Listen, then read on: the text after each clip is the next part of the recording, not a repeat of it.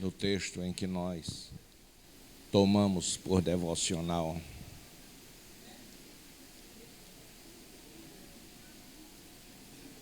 Esqueceram, não? Capítulo 2 de Apocalipse, 1 ao 7.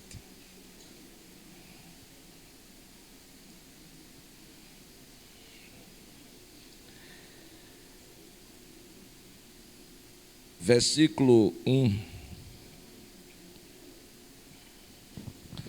Ao anjo da igreja em Éfeso, escreve: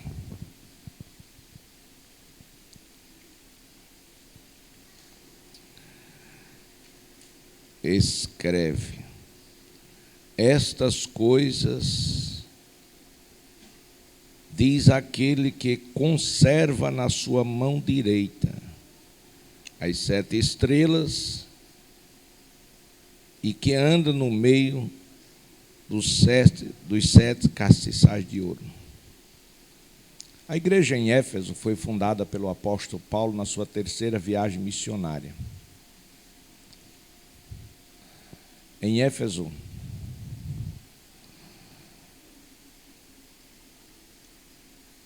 aquela igreja, ela estava numa cidade aonde a idolatria prevalecia e era muito forte. Havia um templo feito ali em Éfeso, da grande, por ele chamada, deusa Diana.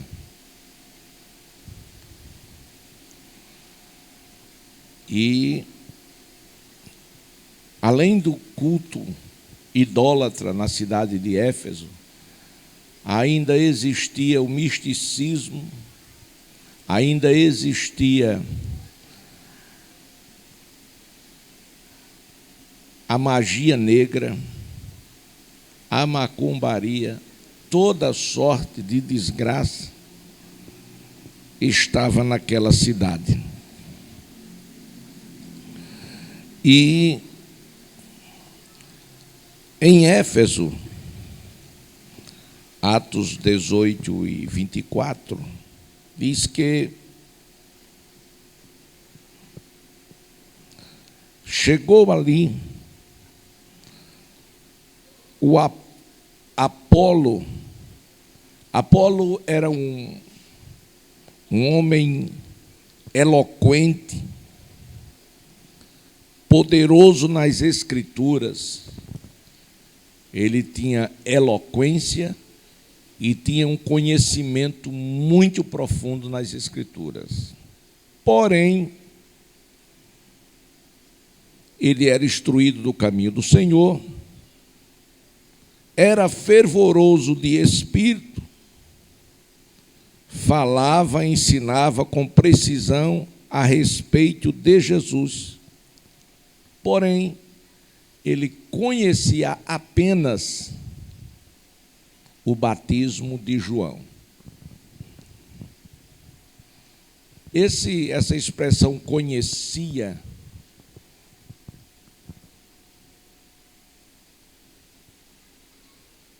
é que dá conta de que ele não havia recebido ainda o batismo com o Espírito Santo e com fogo.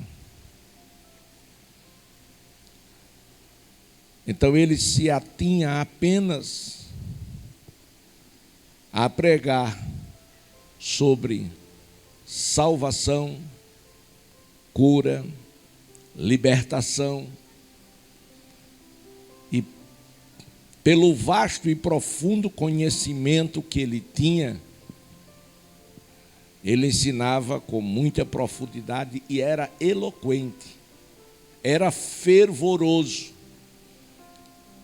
O fato de alguém ser eloquente, profundo conhecedor das Escrituras e fervoroso, isso não quer dizer que é tudo.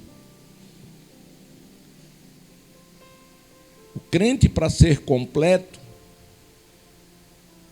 é necessário que ele tenha a sua experiência do novo nascimento. Isso é conversão. Porque às vezes entra na igreja, mas não se converte. E continua nas mesmas práticas das coisas que fazia antes de ser crente. Então a primeira coisa é a conversão. É o selo da promessa. Quando a pessoa entrega a vida para Jesus, recebe o Espírito Santo. Em segundo lugar, é mais que necessário, e todos querem fazer isto, toda pessoa que se converte de verdade a Jesus, ele quer dar o seu testemunho de forma pública, que ele agora é crente. Alguém que aceita Jesus e fica com vergonha de Jesus, de falar de Jesus, ainda está faltando a conversão. Quando a pessoa se converte de verdade, quer dizer a todo mundo que agora é crente, que agora a sua vida mudou. E exatamente é neste fervor espiritual, neste afã, que o crente quer logo saber quando vai ser o próximo batismo, porque ele quer se batizar. É uma forma, além do testemunho verbal, a outra forma é o testemunho pelo batismo. Batismo por imersão, que é o bíblico. Quando a pessoa desce nas águas, significa morreu para o mundo. Quando sai da água, ressuscitou para Cristo. Ali morre a carne, morre o homem carnal e ressuscita o homem espiritual. E é assim que ele vai andar em novidade de vida. Estou falando mais para os daqui, porque os novos convertidos recebem essa aula com rocha aí com muita precisão. E a terceira coisa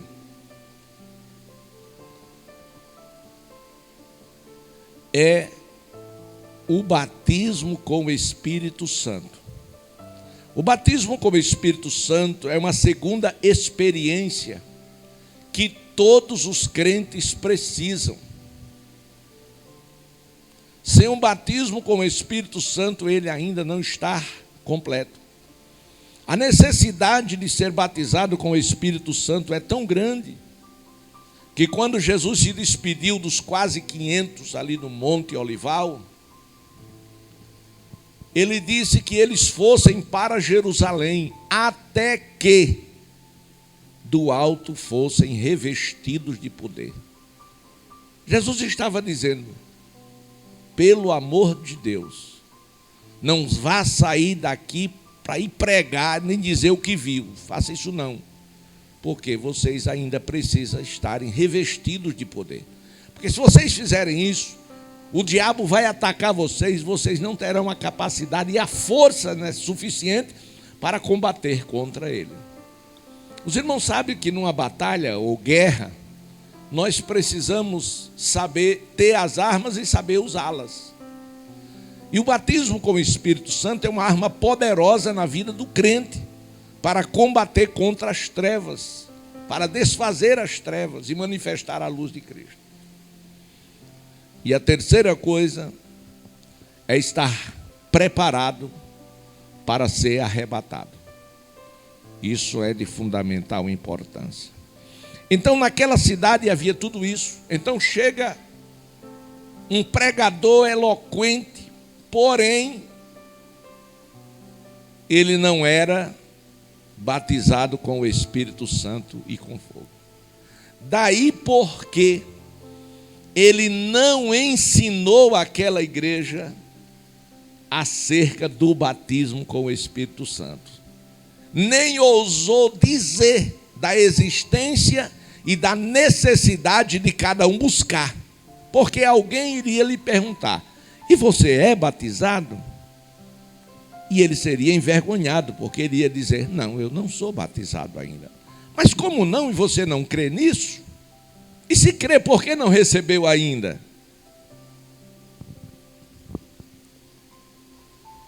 Escuta, irmão. Essa história é muito séria. de acreditar, de crer.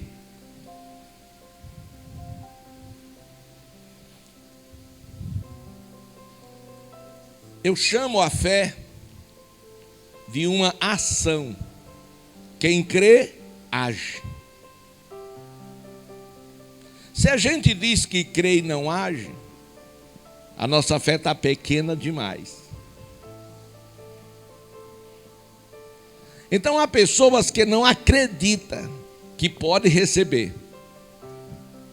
E há outras que não sentem necessidade de receber. Não, eu estou muito bem assim. Tá não. Você está sendo enganado.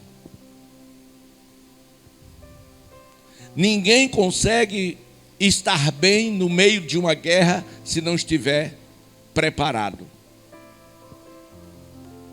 E nós, no mundo, estamos numa grande arena guerreando.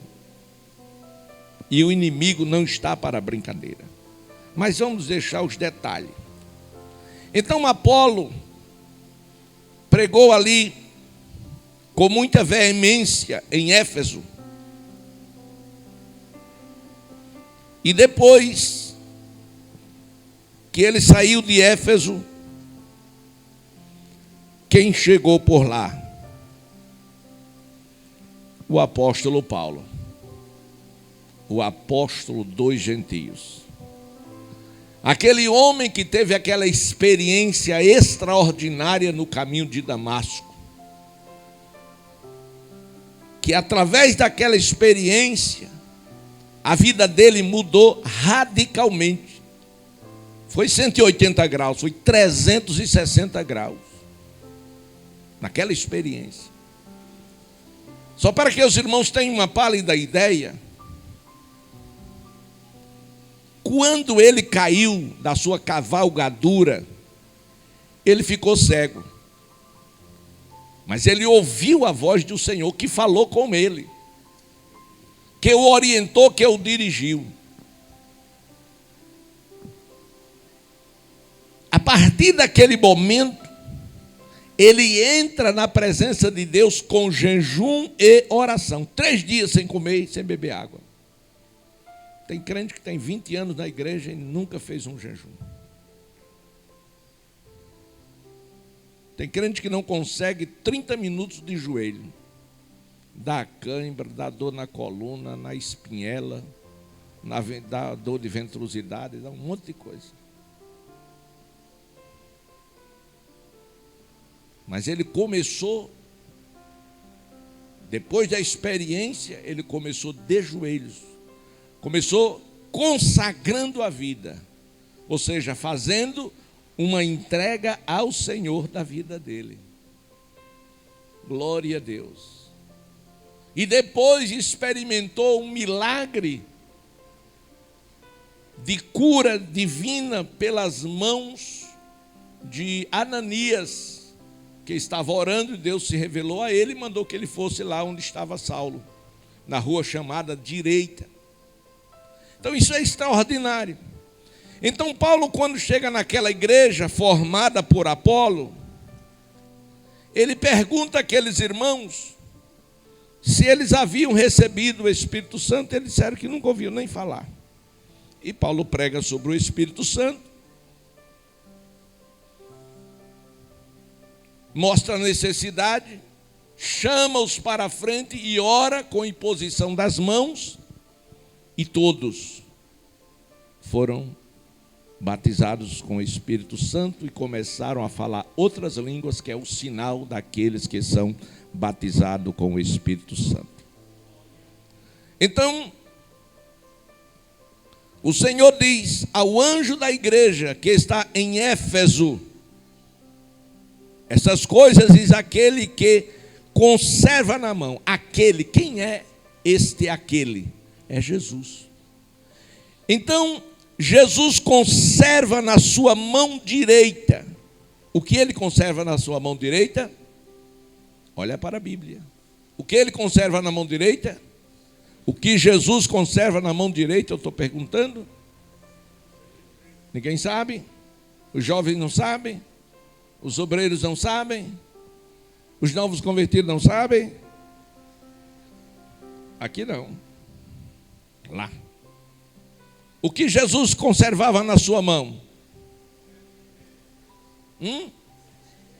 7 estrelas e o que mais? 7 castiçais de ouro. As 7 estrelas e os 7 castiçais de ouro, aonde estava? Aonde estava? Me ajuda a pregar. Na mão de Jesus. E o que é essas estrelas, o que são esses castiçais? Volte a página, uma página e veja Apocalipse 1:20.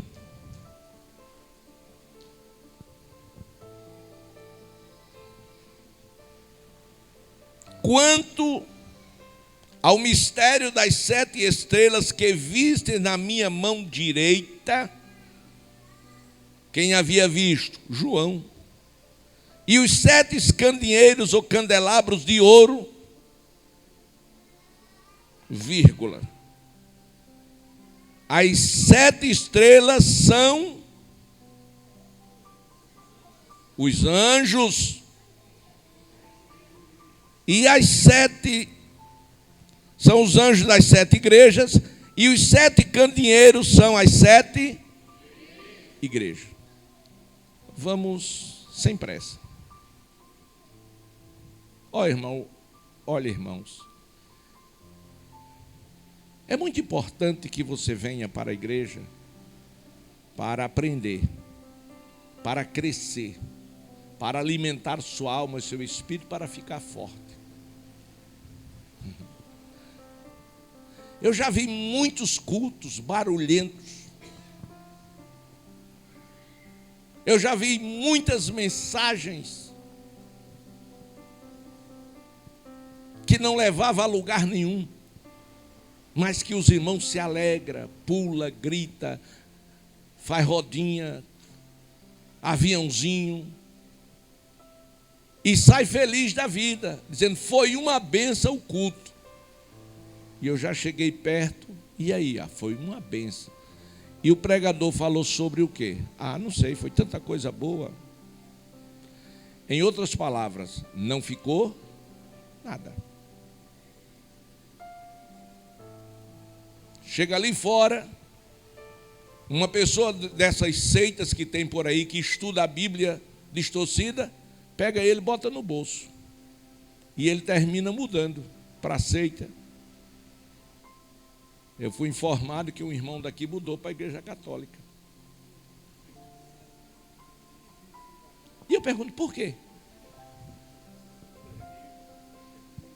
Profanou. Apostatou, não é nem profanar, apostatou da fé. Por quê? A Bíblia diz, escondi a tua palavra no meu, para não... Então, se a gente não bebe desta água, se a gente não come desta comida, se a gente não alimenta a nossa alma, a gente fica pobre e ignorante. Porque falta conhecimento. Foi o que Osés disse, o meu povo perece porque lhe faltou conhecimento. Aí ele diz, conheçamos e prossigamos em conhecer ao Senhor. Glória a Deus. Eu lamento profundamente. Eu gostaria de ficar aqui com os irmãos 2, 3 horas falando da Bíblia. E lendo com vocês. Eu lendo, você lendo, acompanhando. Eu perguntando, você respondendo, interagindo. Por que os irmãos não interagem? Porque tem medo. Não, e se não for isso? Eita. E o que é isso? Pobreza espiritual. Falta de conhecimento bíblico. Então, ao anjo da igreja em Éfeso, vou traduzir. Ao pastor da igreja em Éfeso, escreva a ele estas cartas. Estas coisas Jesus está dizendo, que ele conserva na sua mão direita 7 pastores e 7 igrejas glorificadas. Porque ouro fala de realeza, de glorificação. Versículo 2. Todos digam comigo. Diga aí, diga só. O que é que diz?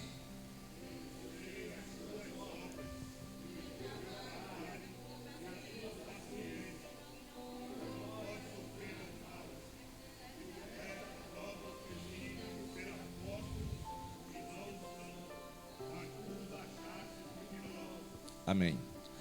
A palavra de ordem aqui, chave, é conheço.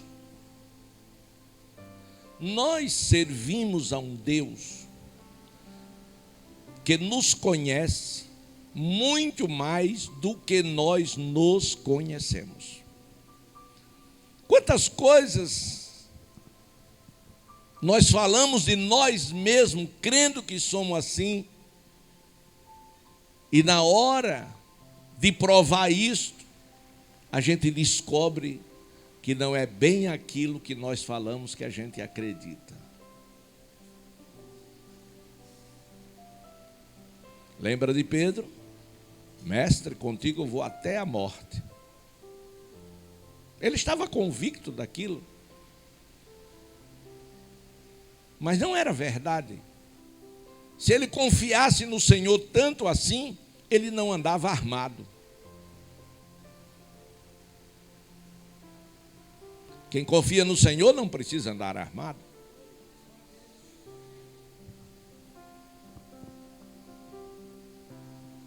Glória a Deus. Então, diz o Senhor: conheço as tuas obras.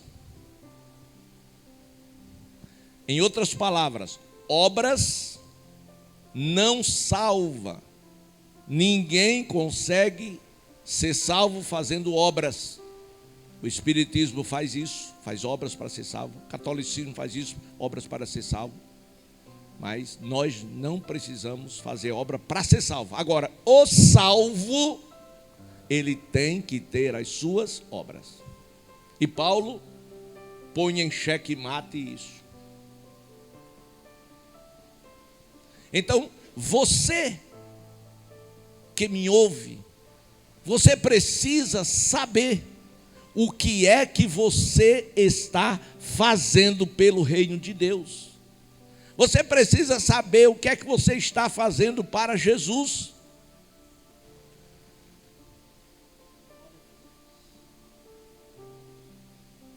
Ah, sou crente, é o suficiente. É não. Deus está olhando para você e está procurando as tuas obras. Por quê? Porque Ele, pela salvação, entregou a você os seus bens. Ele confiou em você. Ele confiou em você a salvação dos homens. Porque é pelo seu testemunho de vida pessoal, é pela sua pregação, é pelo seu louvor, é pela sua apresentação no grupégio. Não importa qual é a sua vocação, o seu talento. O importante é que você coloque a serviço do reino. Você precisa sim fazer alguma coisa. Eu estava hoje no banco e quando eu saí, fui pagar o ticket do estacionamento, aí estava uma senhora conversando com a moça lá que recebia o dinheiro, e era uma senhora assim, aparentemente uma pessoa intelectual, e ela estava dizendo para a moça: minha filha, quando a gente morrer, isso é bobagem, quando a gente morrer, vai todo mundo para o mesmo lugar, vai para debaixo do chão. Aí eu olhei para ela e digo: desculpe, senhora, eu estava aqui, participei dessa conversa, foi minha intenção, mas na verdade a senhora está parcialmente certa. Todo mundo que morre vai para o mesmo lugar, apenas o corpo. Apenas o corpo. Mas a alma ou o espírito vai para lugares diferentes. Uns sobe e outros desce. Está escrito. Para o entendido, o caminho da vida é para cima, para desviar-se do inferno que está para baixo. Aí, olha. Bíblia, esqueci até dos compromissos. Então nós, cristãos, não podemos ficar calados. E essas são as oportunidades que Deus nos dá para mostrar a nossa obra, ou as obras, o nosso serviço ao reino de Deus. Nós temos sim que prestar serviço ao reino de Deus. Na rua que você mora, você nunca falou de Jesus para ninguém. Isso é um absurdo. E Deus nos dá oportunidade.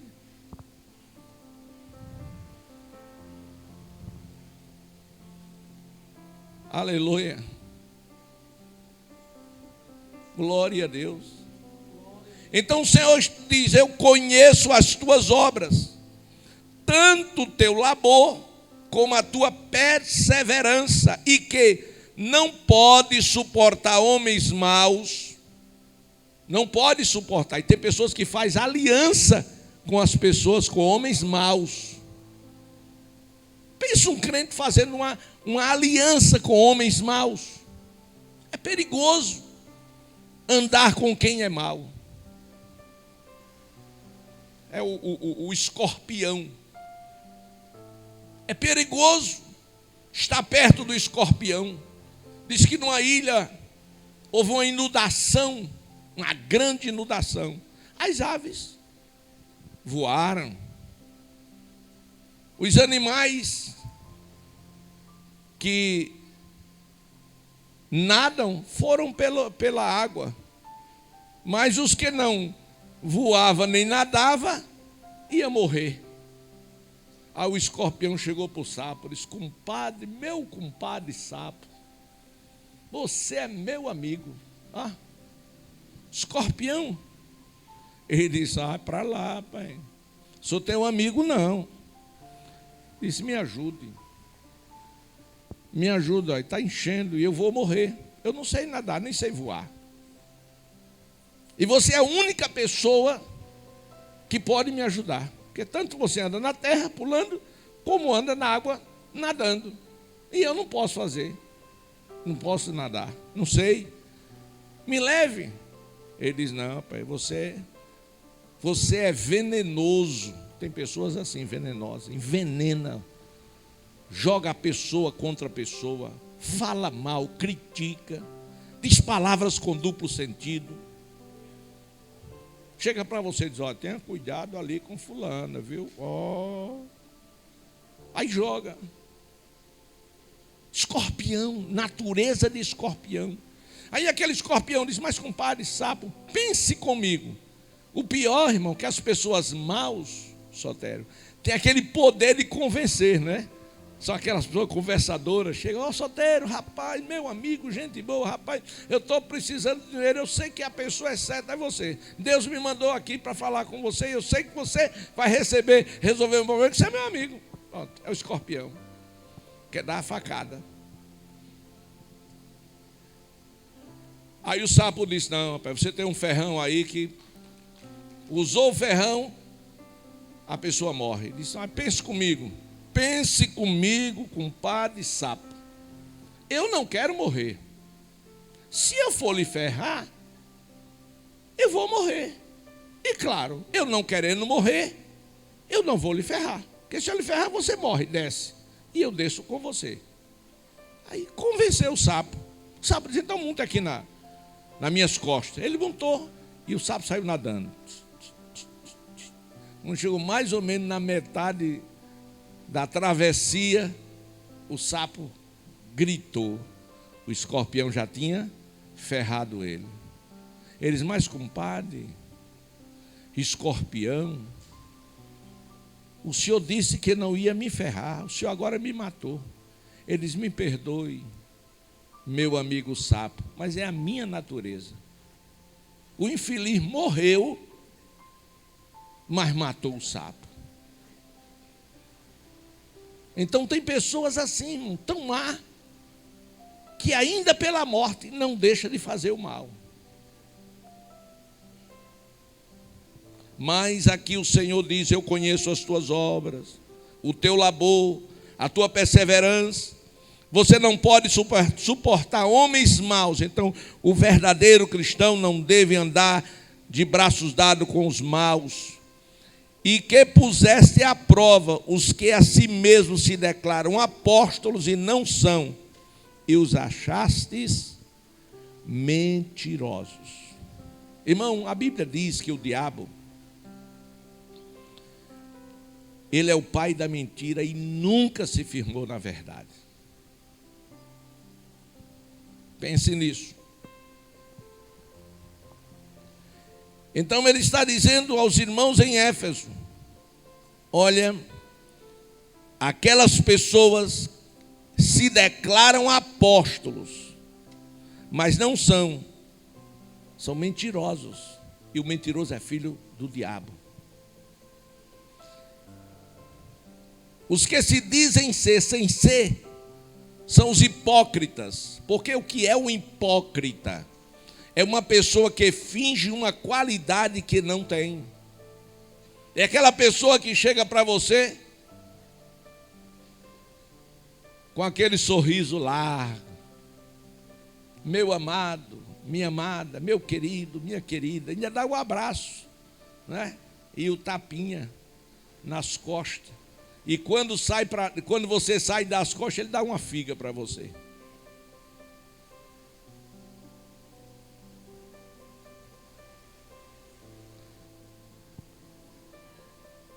A carta estava sendo endereçada ao pastor e o Senhor estava mostrando como estava aquela igreja.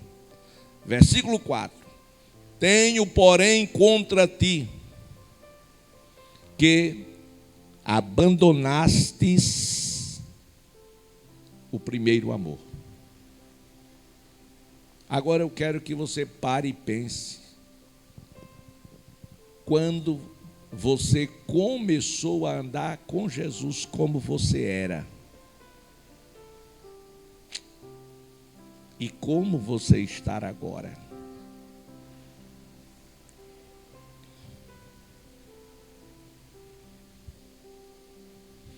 Não permita, não deixe, não aceite que o tempo desgaste o seu amor por Cristo. No relacionamento,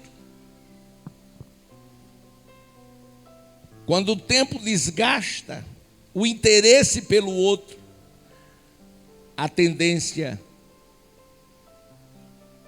é a falência.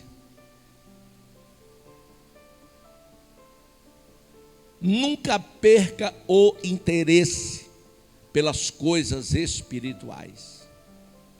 Busque sempre o Senhor, quer seja em oração, quer seja lendo a palavra de Deus, ou bons livros, e ouvindo. Por isso eu dou o conselho: não perca um culto, não deixe de vir à igreja, procure ser aluno da escola bíblica dominical. O trimestre esse trimestre está excelente. Revelação profunda. Minha primeira lição foi espetacular, que dá aquela visão panorâmica lá do livro de Ezequiel, explicação com detalhes. Então precisa você se envolver, se comprometer. Olha, quando você aceita Jesus, você se torna noiva, a saber, comprometida com alguém, e este alguém é Jesus.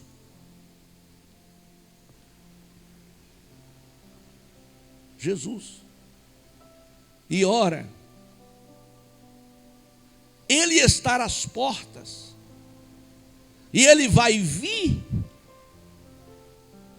para buscar quem?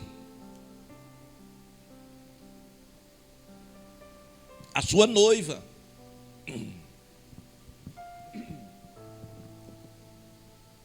E a sua noiva precisa estar adornada, preparada, vestida de branco. Fala de justiça de Deus, pureza de Deus. Aleluia.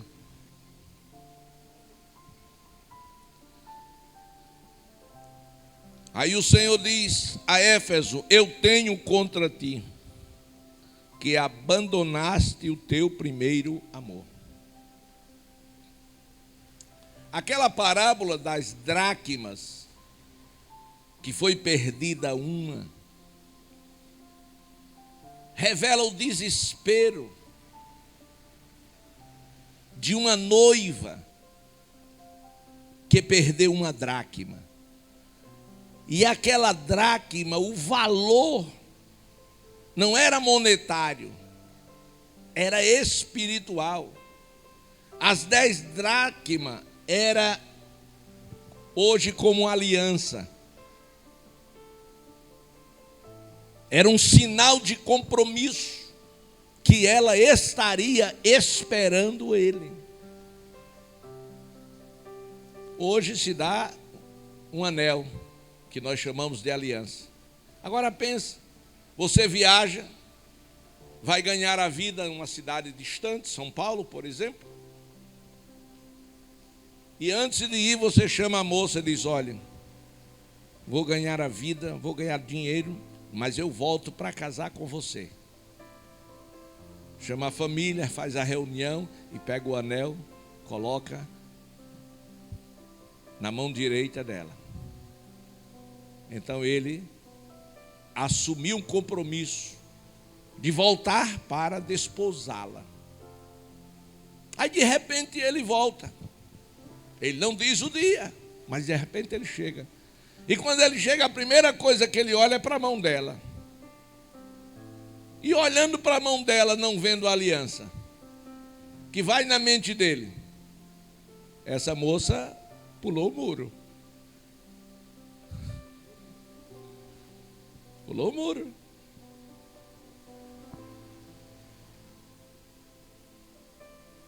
Não é digna. Então aquela mulher não se sentiu digna. Por quê? Por conta de uma dracma que perdeu. Faltou responsabilidade. E ela fez o quê? Tenho que procurar. Aquela procura fala de arrumar a sua vida. Precisa arrumar a minha vida. E por que perdeu? A casa estava uma bagunça. A casa estava suja, estava escura. A vida do crente não pode ser uma bagunça. Você entende? Aí o Senhor diz: lembra-te, pois, onde caíste. Arrepende-te, volta e pratica as primeiras obras. Senão, venho a ti, moverei do seu lugar o seu candeeiro, para que não, caso não se arrependa. Escute.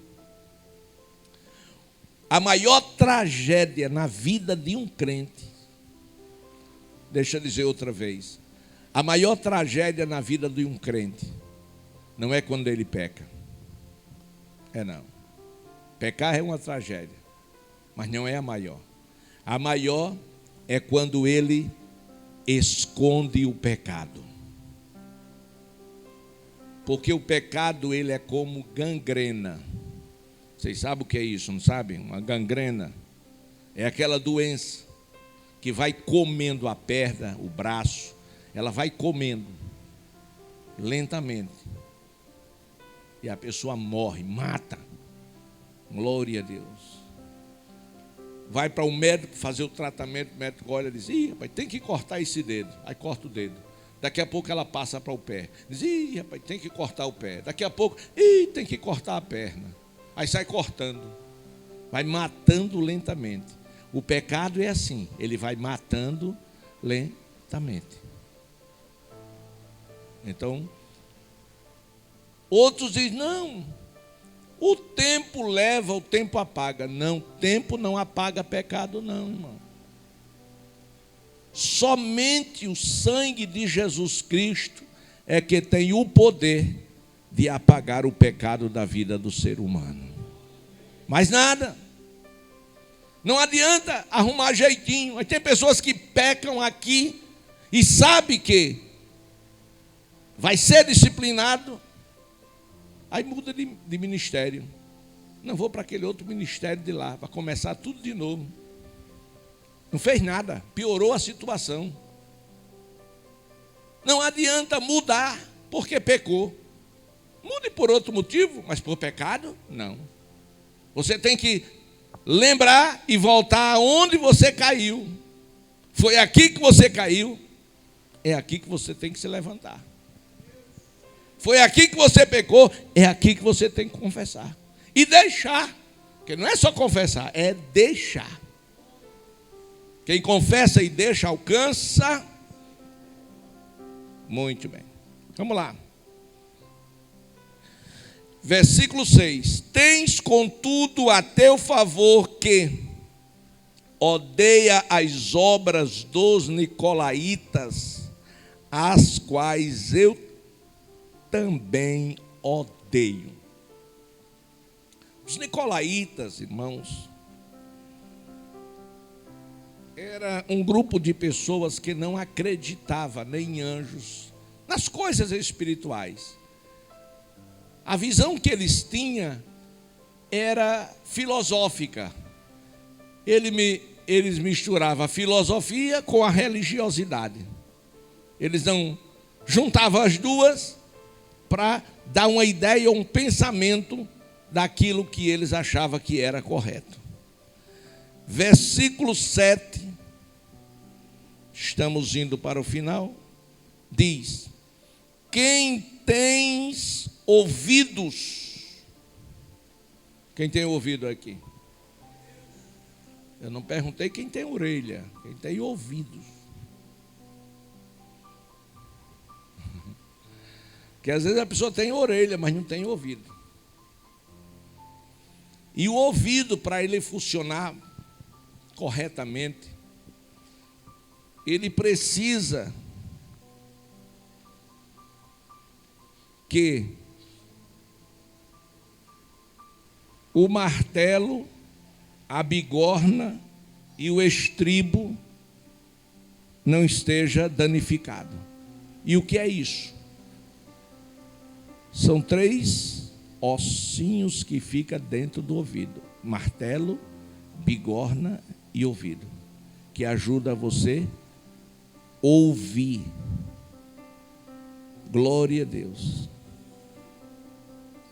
A orelha é só o enfeite.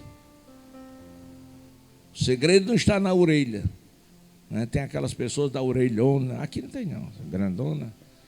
Elas não ouvem mais não, porque a orelha é grande. Tem aquela orelha bem pequenininha, mas também não ouve menos, porque não, o segredo está no martelo, na bigorna e no estribo. Aí o Senhor diz: quem tem ouvidos, ouça o que o Espírito diz às igrejas. O que é que o Espírito diz às igrejas? Ao vencedor. Escute, deixa eu te perguntar: você é um vencedor?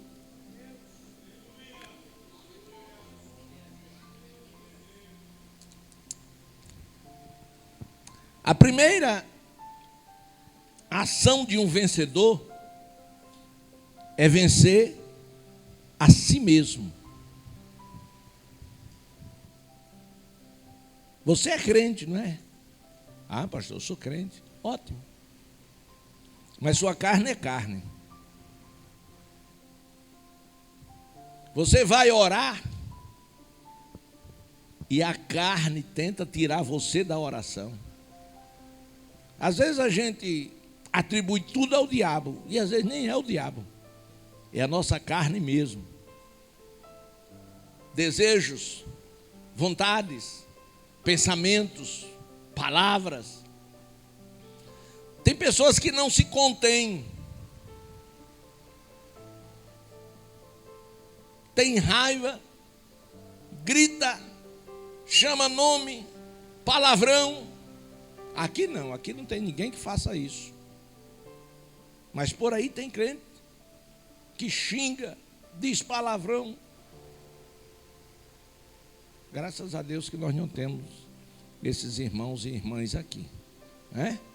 Ou tem algum? Se tiver, levante a mão. Não tem, eu não disse. Então, o vencedor, ele precisa, em primeiro lugar, vencer ele mesmo. Vencer a sua natureza pré-adâmica. Para não matar o irmão como fez Caim, que matou Abel. Para não fazer como aquele irmão de Corinto, que o pai saiu de casa, ele subiu na cama da mãe para possuí-la. Ou seja, da enteada. Tanta gente para ele escolher para fazer, para pecar, ele escolhe a mãe. Pense, acaba ter coragem de dormir com a mãe. Quer dizer, dormir não, que ele não dormiu. Fez sexo mesmo.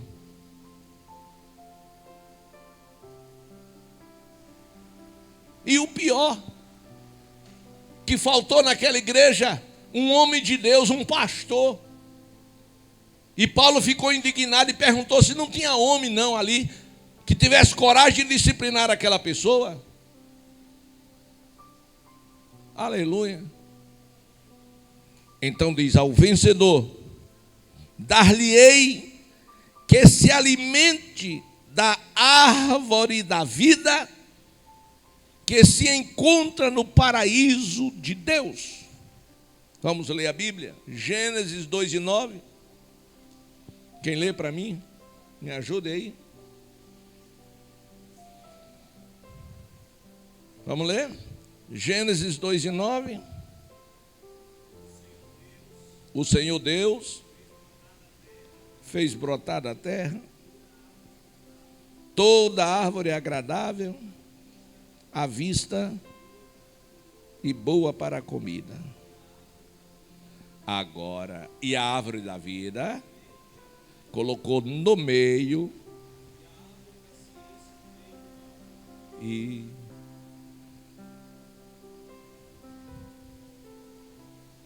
outro dia o irmão perguntou: pastor, e Deus não sabia que o homem ia comer do fruto daquela árvore e iria pecar? Por que ele colocou aquela árvore? O irmão queria culpar a Deus pelo pecado do homem.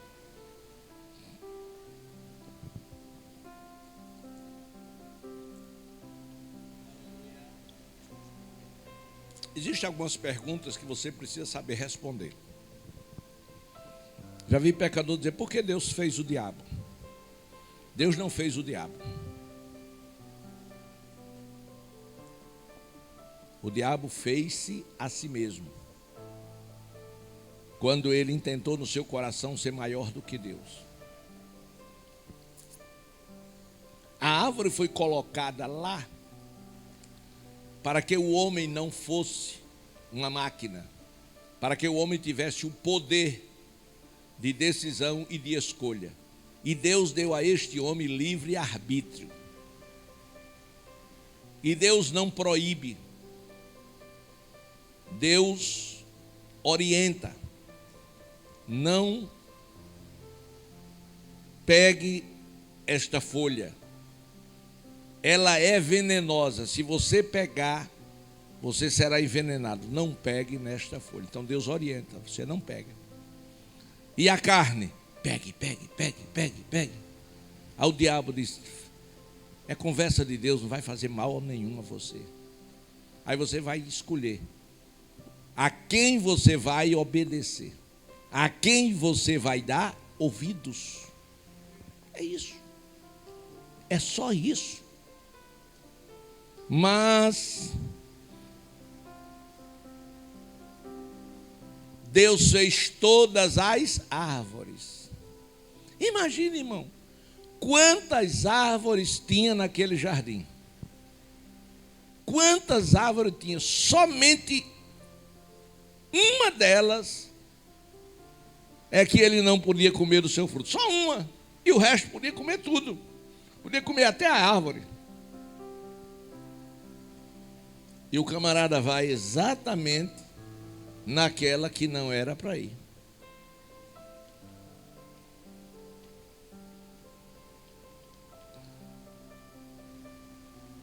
Mas o Senhor diz: ao vencedor dar-lhe-ei que se alimente da árvore da vida, que se encontra no paraíso de Deus.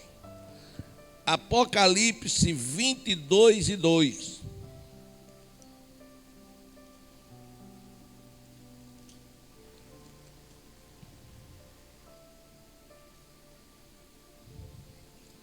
Achou? 22:2 de Apocalipse. No meio de quê? No meio da sua praça, praça de Deus, de uma e da outra margem ou banda do rio, está a árvore que produz 12 frutos, dando o seu fruto de mês em mês, e a folha da sua árvore será para a cura dos povos ou das nações. Amém. E a mensagem é: